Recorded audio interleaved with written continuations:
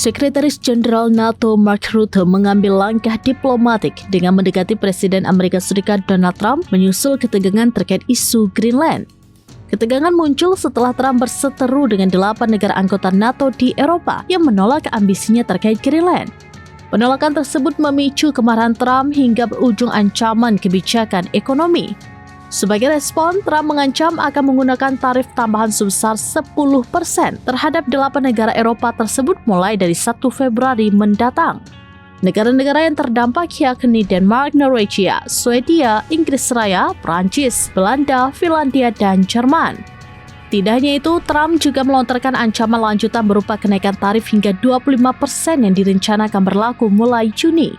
Menanggapi situasi tersebut, Mark Rutte mengungkapkan bahwa dirinya telah melakukan pembicaraan langsung dengan Trump.